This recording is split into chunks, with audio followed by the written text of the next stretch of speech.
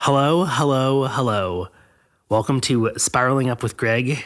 This is the Life Documentary Edition. Today we are talking to one of my dad's friends, Gus. We are currently in his living room at his kitchen table. Gus is 95 years old and is friends with my dad at the Elks Club. And yeah, my dad reached out to me and said, I got this guy. His name is Gus. He's a really interesting guy. You need to talk to him. So I packed up all my equipment and came on down here, and now we're talking to Gus. So yeah, Gus, hello. Yeah. How are you doing? I'm doing fine, thank you. Nice. What was your thoughts when my dad first talked to you about this idea? Well, this history goes back so far that I said, my God, he's kind of renewing the fact that we all started out on during the Depression, and it was a different era. People were really together for World War II, and I hope the country can get back to that kind of feeling. But it was a tough time to grow up in that our folks did not have the money, but they were all hard workers, and the people really got along well, and the people should be proud of themselves in World War II and the way it ended, and I'm glad I grew up during that time. Yeah. What year were you born? I was born in 1929. Okay. So you were 12 years old when Pearl Harbor happened. Yes. Do you remember what you were thinking or feeling when you saw that? Because you were about the same age I was when 9/11 happened. Yeah. Mm-hmm. And so for me, I remember seeing it on TV and kind of like not really understanding what was happening. Yeah. What was your experience of Pearl Harbor? Well, the experience was we thought hate the Japanese for what they did on the and that all turned around. My brother was stationed in Japan after the bombing, and there were a great group of people that were probably out of fear going to war, and there was a lot of talk there that they listened to their leader, and but they were great. They're great people. They're great people.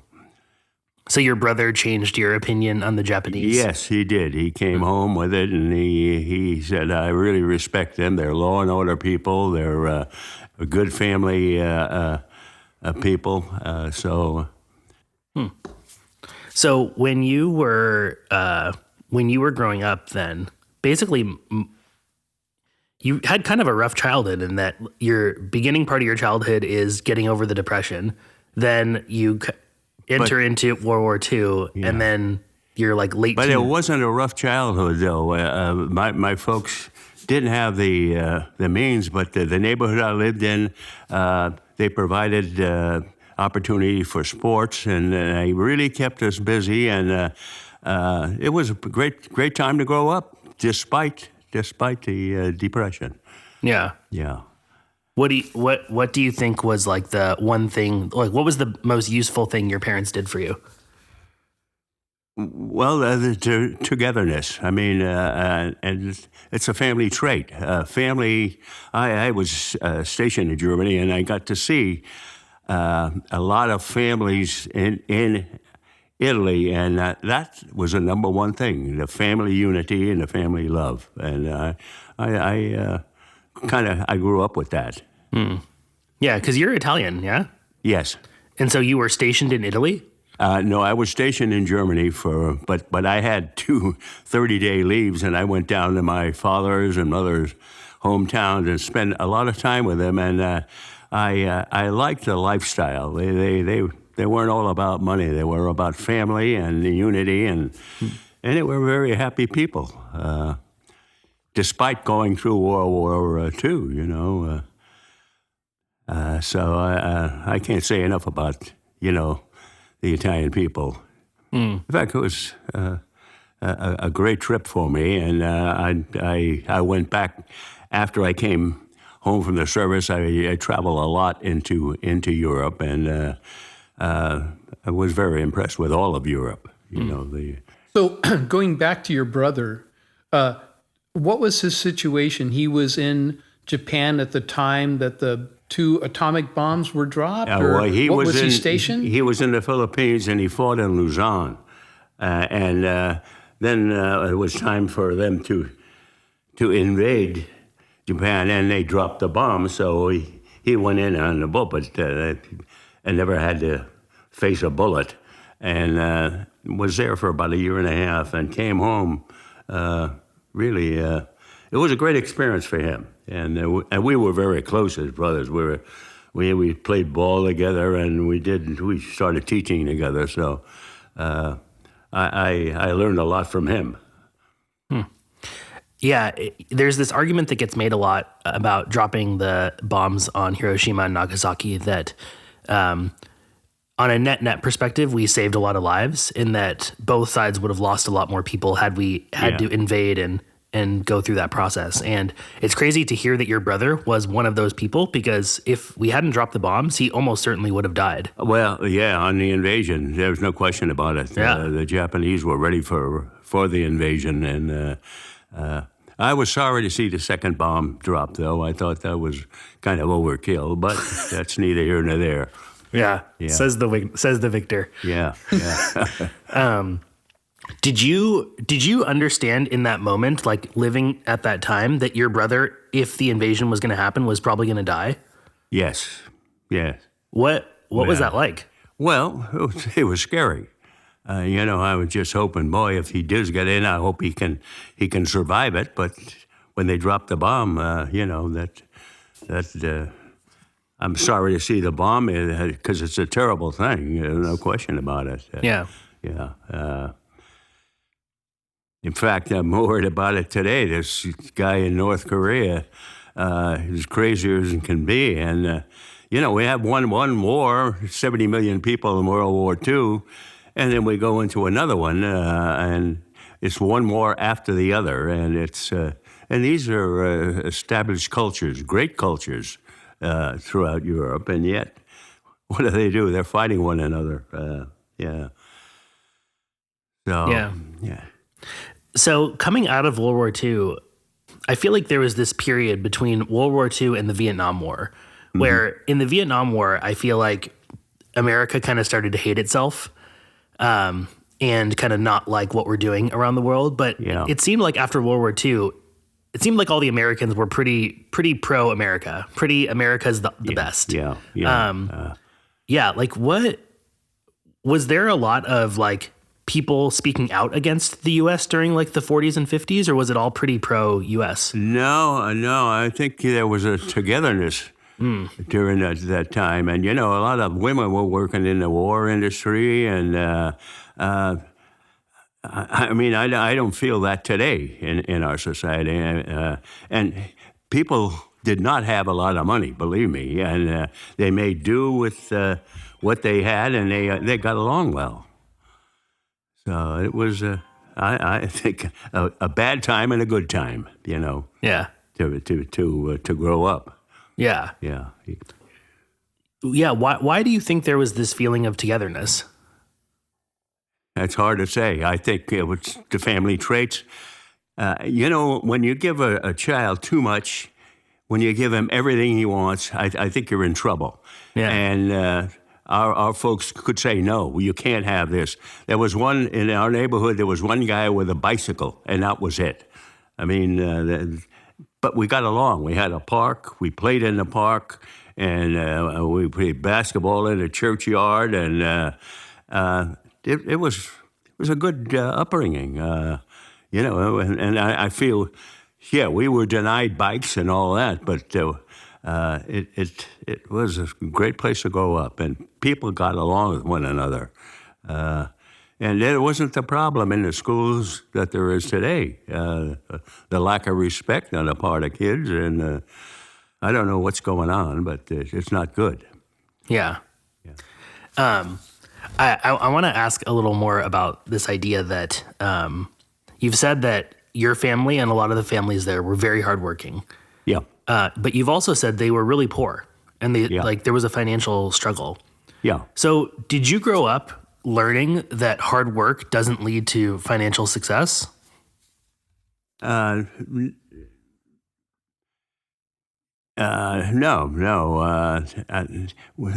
It just hard work led to survival is what it was then. I mean, and these immigrants, my uncles and the one that came over, they worked their tails off, and everybody got along, and we got together and, frequently and enjoyed one another's company. So, it's not all about money.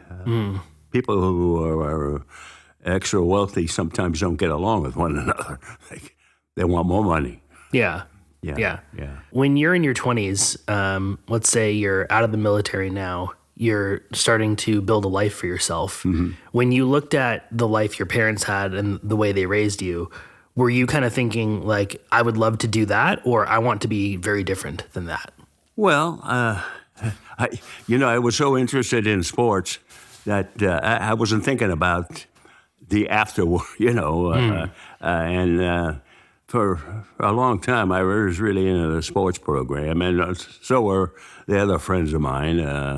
It was, it helped during the war, believe me. What sport did you play? Well, in high school I played 3 sports, believe it or not, which was crazy, but I was crazy, I guess. I played football, baseball, and basketball. And then when my brother came home from the service, he said, we're going to go to college together. I thought he was crazy, but we did. We went to San Francisco State, and I played baseball there with 3 Hall of Fame people. It was they were all ex-GIs, and I was a young guy there, and I felt pretty good to be able to play with them, And in fact, I got their names. We had one guy, Jim Keating, who ended up coaching at St. Ignatius, and he was a fantastic athlete. And then we had a fellow by the name of Jim Pollard. I don't know whether you remember him. Well, he played at Stanford, and then he played during the war. They had really good basketball during the war, and that was good for the people to be able to go to watch basketball. And this Jim Pollard was a Hall of Famer, and he went back east, and he became a Hall of Fame basketball player back there. And then we had a fellow by the name of Al Prieto, who came back from the service. He was in Europe, and he played baseball with us on Sunday. And I couldn't believe they couldn't get the guy out. I mean, and he was just a really, really good guy. So I was lucky enough to meet some real heroes, and that helped. I mean, when you're seeing guys that, and they were good guys too. They weren't full of themselves. This Jim Keating was just an outstanding coach, outstanding athlete, and an outstanding person. He had 11 kids, so he was all-around athlete. Yeah. You might want to say that, right? My hero. Yeah. Interesting. Yeah. Okay. What did your parents do for work? My dad worked in a laundry, a big laundry, right a half a block from Mission High School. And they would wash all of them. When the ships came in, the warships came in, they had these mats that they would wash. So he would work overtime during the whole time. He was a worker. He looked like Rocky Marciano too, and he really. And I was very proud of him, and I really looked up to him. And my mother was a homemaker. Then at that time, the women they either worked in the war industry or they took care of their kids, and the kids didn't get into too much trouble either. Fortunately. What was the most trouble you got into as a kid? No, I don't remember. Maybe it was going 0 for 4 in some ball game. I don't know. Were you a fighter? Pardon? Did you get in fights? No. No. I just had one thing. I was a catcher, and this guy, I thought he was Ty Cobb coming home late, and I know he was going to knock me on my tail. So I got down, and he went over my shoulders and knocked him out. So I got a standing ovation from the crowd. But the next day, I could barely lift my arm. So, you win some, you lose some. Yeah. Yeah. But you won, so. Yeah, well, yeah. I won part of it. You won the crowd. That's all that matters. So what is, if I were to get to know you today and, I kind of see the person you are today, what is one quality of yours that you got from your dad? To smile and laugh. He had a great sense of humor, and he says, "What's it take to smile at people?" And I really looked up to him because, as I say, he looked like Rocky Marciano, and he was a worker, and I mean he was in charge, and I knew that. And I had a brother also that we were very, very close. We started teaching together and everything else. And so I was very fortunate, Yeah. What is a quality you got from your mother? Well, she was a sweetheart. She was really soft-spoken, and everybody loved her. And, I don't know whether everybody loved me, but they loved her. So both of my folks, I couldn't ask for a better set of parents. Nice. When you became a parent, did you try to copy a lot of what they did? Yes, I did, and the kids turned out all right. I lost my son about 5 years ago. He was 62, but I was very proud of him. And my daughter is going to come and live with me now. She's been working across the bay, and I'm proud of her too. So I've been blessed there. I'm very, very lucky. What is a quality of your daughter's that she got from you? Well, happy-go-lucky girl, and she treated people. I think she read about Saint Francis of Assisi, and and I think it rubbed off onto her. So I was proud of that. Yeah. Yeah, I did not have any kids, but I imagine it is a great experience to watch your kids treat others well. Oh, and yeah. to think that came from you. Yeah. Well, I had this friend, Jim Keating, who had 11 kids. Yeah. And they all turned out beautifully. Because they looked up to him, and the wife, the wife, they knew how to handle their kids, and they knew right from wrong, and they taught them that. And so, I think the parents they've got a responsibility. They've got to put time in with their kids and teach them right from wrong. So I kind of learned that, I do not have kids right now, but I imagine I will have kids in the next 5 years. Oh, well, that's good. I'm glad to hear that. You'll be proud of them. I mean, there's nothing better. What advice do you have for me? Well, you got to put time in with them. You can't go off and party and hope that the child is. Take them to ball games, play basketball with them, do the things that make them feel happy being with you, and a lot of parents are doing that, and then there's on the other side of it, there's some parents who just take care of themselves and forget about the kids, and that's where they get into trouble. So we were very lucky in my neighborhood. And most of the parents were really, really good with their kids. They gave them, right from wrong. And sometimes if you're from a poor family, you're better off. You realize when you do make $1, how lucky you are, and it's not bad to be deprived of things, saying when you're real young. Not to be deprived your whole life, but I think it's a good learning situation for you. What did you learn? Pardon? What did you learn?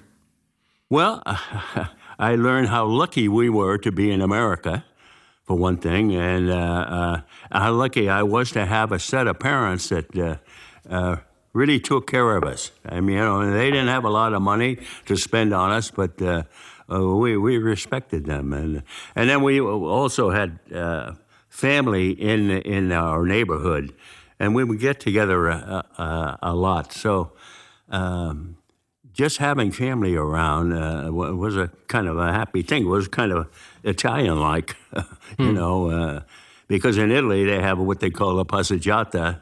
Every night they meet in the town square, and there's something about that. It's a good lifestyle. So we were lucky. Yeah. Yeah. Can you tell us the circumstances for which you met your wife and got married? One of my relatives went to school with my wife, and then she fixed me up with her. But we had a problem though.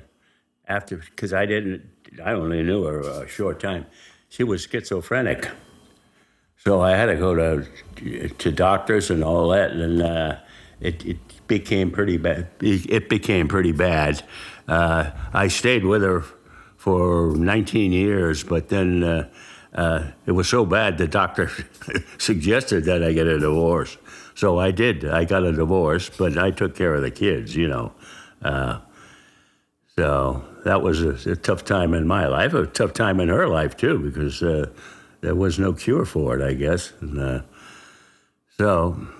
but my kids turned out okay. They handled the situation well, and then I remarried several years later to a wonderful school teacher, and 3 years later she gets cancer and dies. So, both these people had difficult endings. And then I married this girl, and they were from southern Italy, and I was with her. Well, I'm still with her. She's got Alzheimer's, so I go see her every day, and we've been together since 1988. And she's a great gal, so I was lucky there. But I really felt sorry for her with this. It's a terrible disease. It's really a terrible disease, and I hope they can do something about it, because there's a lot of young people that don't provide for their futures. And if they get in a situation where they've got to put the people away, it's going to be tough on them. So I was lucky there. I got a pension from teaching, and I've kept her, and she's getting really good care.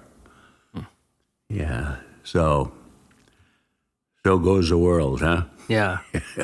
So your first wife, did you know she was schizophrenic before you married her? No. She came from and she was a teacher. She was Catholic. And oh boy, this is, you don't know until you're together. You want to know me, come live with me. And it was one of those things. There's a chemistry involved in marriage too. And I was lucky with the two other ones, really lucky, but the first gal, but we got her treatment, and then she passed away, but it was tough on my kids too, I think,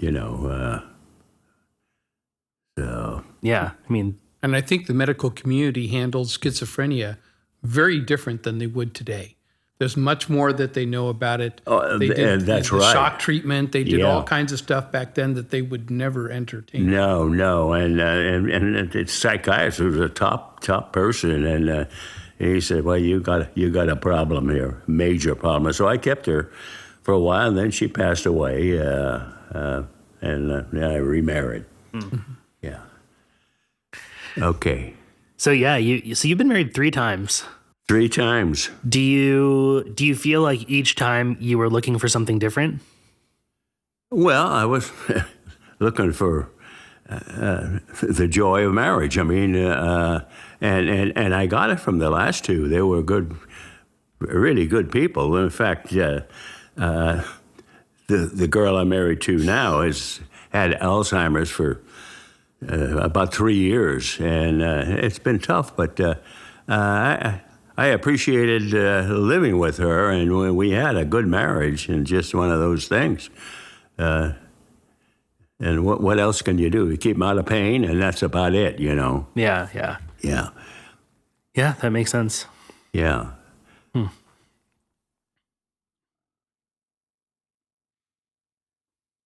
got something? Yeah. Go for it. If you had advice to give to generations to come, Yeah. what would you say are a few things that would mean a lot, that mean a lot to you, that would help them? For instance, do you have a faith story? You know, how does faith in God enter into your life? How is that? So what would you give to them as advice in living? Well, I would say read the Saint of Assisi, Francis, and look at what he wrote and live by it. I said, this is a formula for living. If you can follow that formula, you're going to be heaven sent. And I still believe that, you know. And I think the lack of religion now. When we were kids, boy, you had to go to mass, and I mean, we had 3 churches around us, and everyone in that area was Christian or Catholic, you know, and I certainly believe in that now. The older you get, the more you believe in it too. I mean, what's it all about, Amy? And there's a formula for living the right way. And you think religion is a big part of that? I think so. I mean, you can go to mass every Sunday and then cheat somebody on, and it's not going to make any difference. It's just you got to follow that formula, and it's a good one. It's well written. And then there's Padre Pio, who was from my dad's area. You read the stuff that he's written, and it makes sense. It makes sense if you live according to what they put down, where you're helping people and not just helping yourself. And you do learn from that.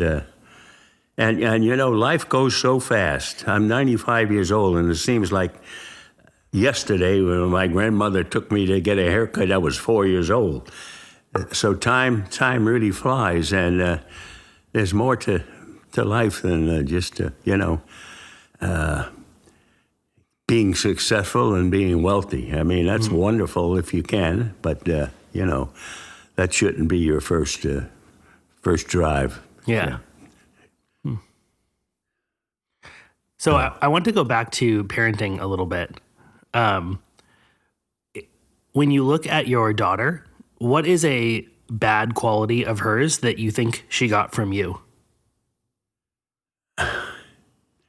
You know, I don't know. She's not a perfect person, but she's living a good life. I mean, she talks to people, she smiles at people, and she's not all about herself either. And she gets along with people really well. So I'm proud of that. And my father was that way. My father smiled at everyone, and he looked like a boxer, but he had a lot of friends working. And I learned from that too, you know. Not that I could follow it, but there's a formula for life. Yeah. Are you happy with the relationships you have made throughout your life? Yes, definitely, yes. You know, when I was playing minor league baseball for 2 years, and you find you're with these guys 24/7, and they become like brothers to you. So, you know, I think that's one of the things about your life. Look at and say, hey, I've met some people who are special in my life, and I've been fortunate that way, you know. And you know, I've had a few drops here and there, but if you take the positives and the negatives in life, there are more positives than negatives. I mean, I think everyone gets a few bad strokes, but I've been very lucky. I've been very lucky with people, and thank God for it. Yeah. Did you have any moments in your life where you had a problem and you didn't know if you were going to be able to solve it? No, not really. Not really. I've had good backing from family. I'm very fortunate with family. We've got 5 generations here since my folks came over, and they've all turned out well. And there again, you look at the positives in your life, and that was one of them. You know. Yeah. Yeah. Let me ask you about your association with the Elks. How long have you been a member, and what's that meant to you in terms of friendships and stuff? Well, I've been a member for, oh my God. My kids were 2 and 4 years of age when I joined it. So that's I can't remember the number of years, but it's been great. I've met a lot of people in the Elks. They're middle of the roaders and good people. They're middle class people and some really, really good relationships. And a lot of them have passed on, you know. But the Elks has helped me. The other thing too, I got into the habit of swimming, and the pool was there, so I'd take my kids there during the summertime, and then I also taught swimming at the Red Cross. So I have to say the Elks have been a good thing for me. Yeah, and I hope they continue to get people, because it's a great thing, you know. Well, you know that, Joe. Yeah. So you made a comment that I thought was very interesting when you said that a lot of the people that you've known throughout the years at the Elks Club have died. Yeah. I imagine most of the people that you knew 30 years ago are now dead. Yes.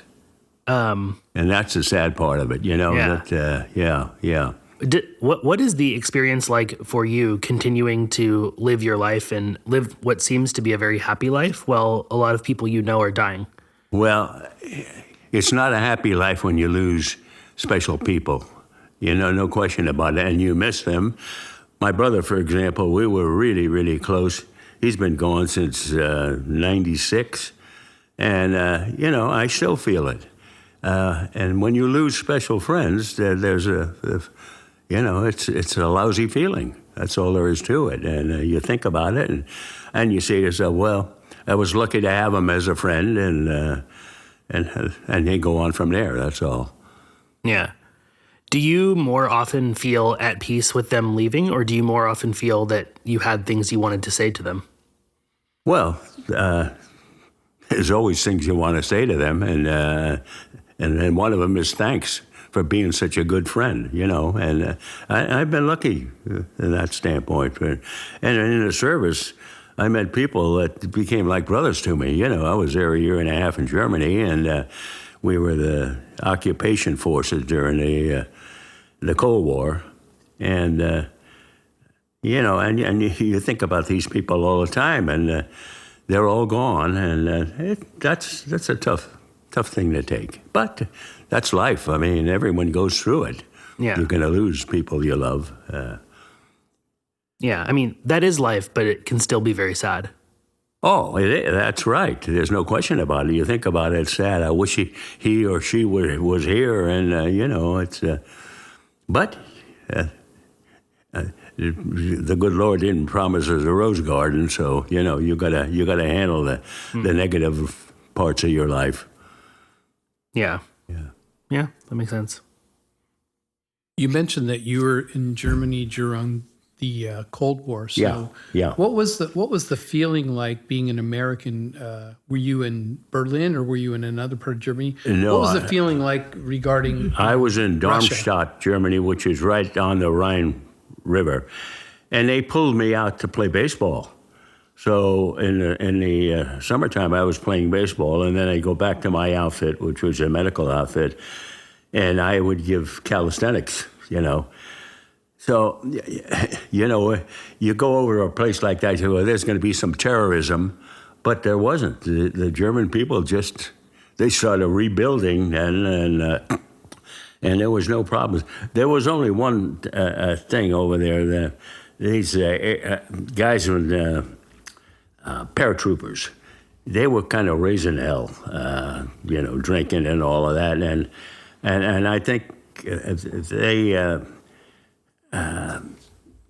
they felt that they should have some entertainment, and a lot of them were coming to the ball games. We played in a park in Darmstadt, and they had set up stadiums and everything else so that these guys would at least have something to do and not raise hell, So I was there a year and a half, and in West Germany we didn't have any terrorism. So again, I got lucky, Yeah. I had two friends that I played football with in high school, and both were killed in Korea, and that could have been me, And that's what you got to think. You got to think of the positives in your life. So I've been lucky there,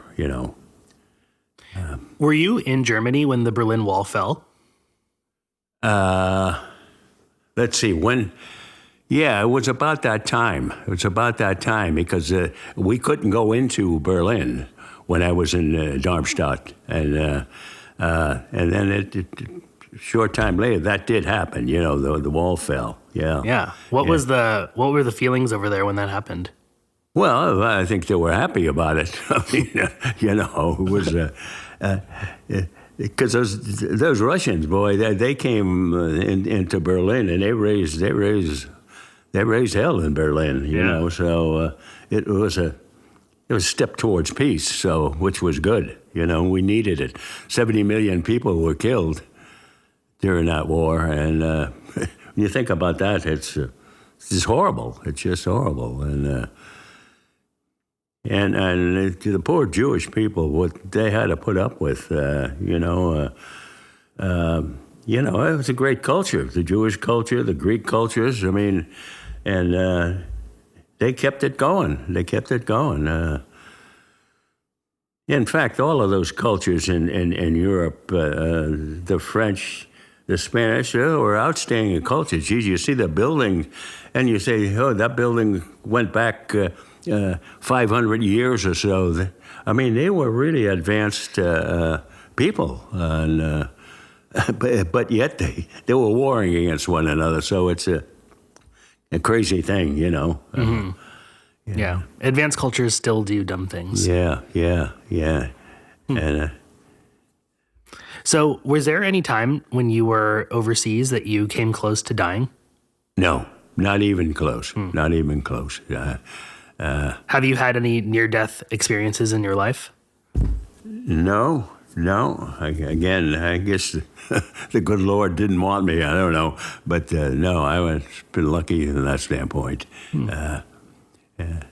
Maybe a pitcher thrown at my head, but that didn't occur either. So, yeah. When you were younger, were you afraid of death? No. Why? I didn't know death was part of life, huh? I mean, life on Earth. Yeah. Do you feel like you're okay with death now? Yes, definitely yes. And I know that it's not going to be too far off. Yeah. And that my wife, not my wife, but my daughter will be taken care of. My son's gone, but and my granddaughter. So I'm not afraid of it. It's part of life, huh? Yeah. I mean, we all are going to go, and it's just the realization that boy, it goes by awful fast, your time on Earth, you know. Yeah. You realize that when you're older, you think you're going to live forever when you're young, and you know, and getting wealthy is very important, see, but it isn't, you know. Yeah. So, Do you reach a point as you get older where, I don't want to say you're like okay dying, but you kind of get to the point where you're like, I've lived enough life. Like if it ended now, I would be fine. Or do you kind of wake up every day hoping to live more? yes and no. I want to live more because my wife, I want to outlive my wife. She's in a care facility, and I've, you know, I have a pension, and you know, I'm keeping her alive. So if I die, I don't want to die before her, you know. And it's not just because I want to survive. I want to survive for her, because she's been a good gal, and I want to make sure that you know, she goes before me. Yeah. Yeah. Are you familiar with these like stories that when a couple has been married for a while and one of them dies, the other person dies within like a month or two? Like it's very quick. Yeah. Why do you think that is? I don't know. I can't answer that question. You know,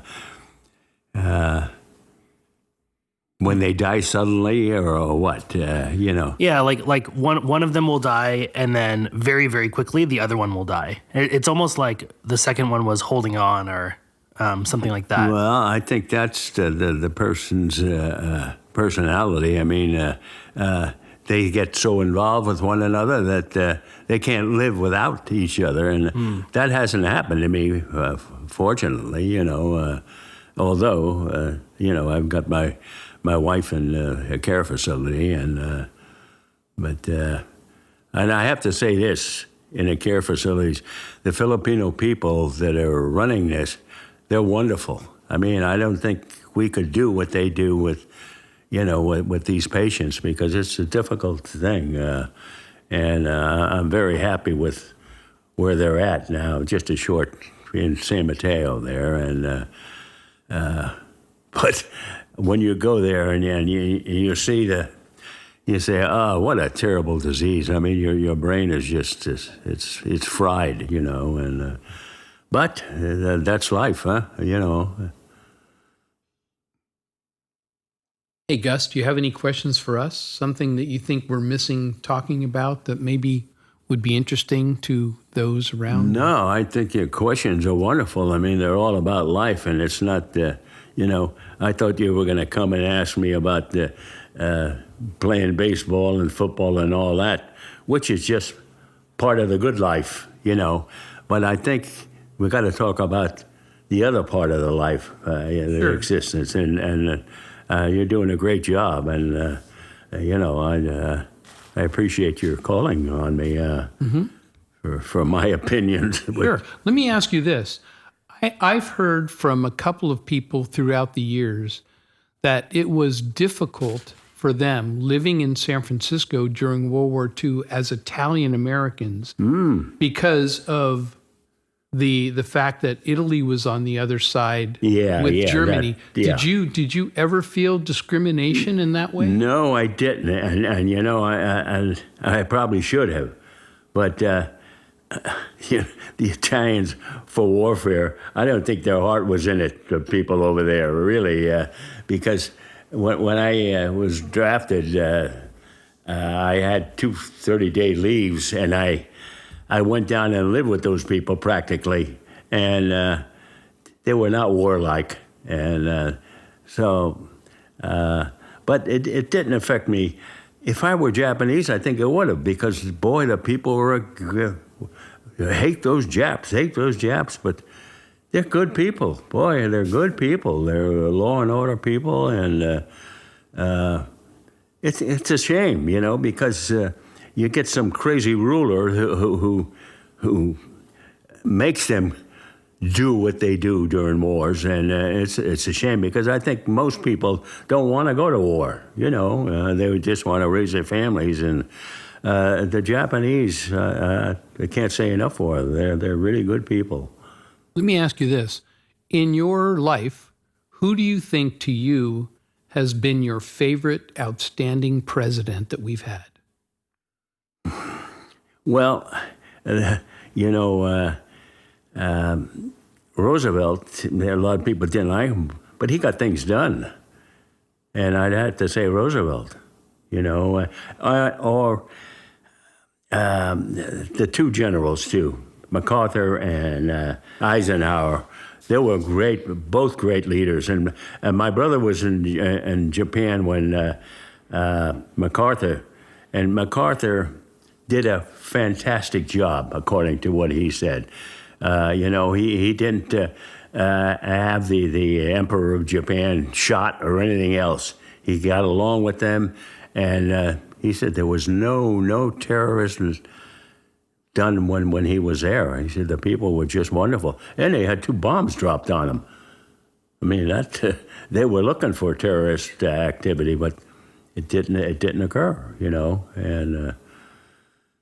So I wish they could stop warring, I mean, you got these great cultures that should get together and exchange ideas and not bullets.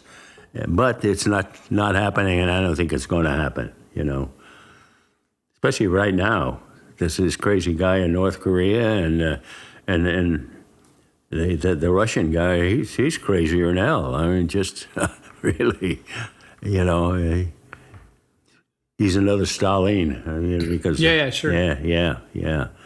So brainwashing is alive and well throughout the world, huh? Unfortunately, yeah. Hopefully, we won't leave our descendants any worse of a world, but who knows at this point? Let's hope for the best, but maybe we haven't learned from all of these problems. Jesus, and when you think about it. And, how many Jews? There was 6,000 Jews were slaughtered. Yeah, Jesus. I mean, when you think about that, how can you order stuff like that as a leader? I mean, God almighty, but, to each his own, huh? Yeah. We move on. Yeah. So I asked my parents this question recently, and I want to ask you too. When you first started being a parent, what resources did you have, or who did you go to for advice on how to parent? Well, I didn't, but, I was a teacher, and we had a sabbatical leave for 6 months. We'd get paid for 6 months. So I took my kids to Europe, and we went all over Europe, and it was the best thing I could have done because I was with them every day. We got in the water, and we went all the way down into Greece, and it was the best thing in the world. I took them out of school I was lucky in that standpoint, and I was proud of both kids. When you had parenting questions, who would you go to? Well, I think my brother. We really had a close relationship. We were only 2 years, 10 months apart. But we shared everything. I mean, and I miss him to this day. I mean, and I see some families where the 2 kids are fighting one another, and I say, Jesus, what's the matter with this? But it happens. I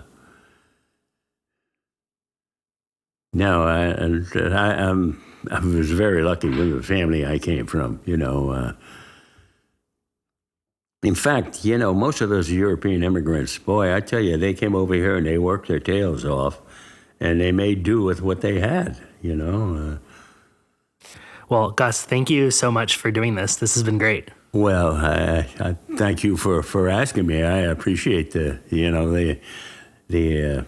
opportunity to voice the way I feel, and I think a lot of people have pretty much the same feeling as I do about how to live your life, and let's hope things stay peaceful, because right now, we don't know with this ISIS and the rest of these people. They just, there's so much brainwashing going on too, and that works. And sometimes you wonder, what's the matter with these people? Are they brain dead? I mean, yeah. And anyway, yeah. I don't have any solution, but I'll just pray that things go well, Yeah.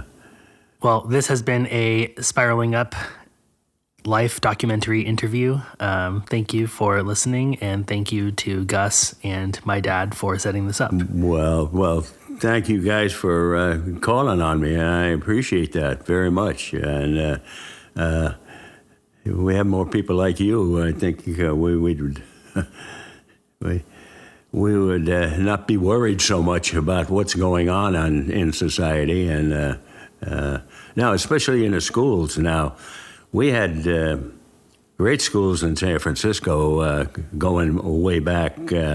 We had some leadership, a fellow by the name of China Lang, who they maintained the discipline in the schools and in the PE departments. And now I understand that's non-existent. And let's hope that changes. Yeah. Okay. So I think we will stop here. Here is what I want to do to close. So I want you to imagine that your daughter and your granddaughter and your granddaughter's kids at some point in the next 20, 30, 50 years will be listening to this. And I would like you to close with any message that you have for them. Yeah. I think the message I have is all about family. And family unity is so important in one's life. And I hope you maintain this particular thing. Do you have any message for your daughter? Well, I just messaged my daughter. I hope you stay in good health, because you worked hard all your life, and now you're going to go into another phase of your life, and I hope you're happy with it. And God bless you. You've been a great daughter. What's your granddaughter's name? My granddaughter's name is Sarah. Do you have a message for Sarah? Same thing. Follow your mother, because you've got a great relationship with her now, and just maintain this throughout your life, and you'll be happy. And don't worry about lack of money. It's lack of love that would set you back. So maintain that togetherness. Great. Yeah. All right. Well, with that, we will sign off, and we will see you later.